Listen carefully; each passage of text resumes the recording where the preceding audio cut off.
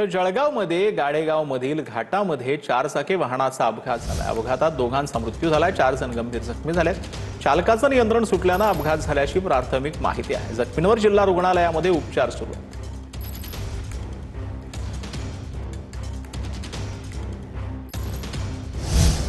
तर मंत्रालयात नोकरी लावून देण्याच्या नावानं तरुणाची फसवणूक करणाऱ्या टोळीचा जळगाव पोलिसांकडून पर्दाफाश करण्यात आलाय। 5 आरोपींना पोलिसांनी अटक करून त्यांना 7 दिवसांची पोलीस कोठडी देखील सोडवण्यात आली। महिला व बाल कल्याण विभागाच्या वकील तसंच न्यायाधीश असल्यानं भासवून फसवणूक केल्याची माहिती आता समोर आली। इगतपुरी मारहाण प्रकरणामध्ये मुख्य 3 फरार आरोपी पोलिसांच्या ताब्यात आहेत। पोलीस कर्मचारी पेट्रोलिंग करत असताना आरोपी सापडले। इगतपुरीमध्ये पर्यटक मारहाण प्रकरणामध्ये सर्व 12 आरोपी अटकेत आहेत, तर सर्व 12 आरोपींची पोलिसांनी धिंड काढलेली आहे।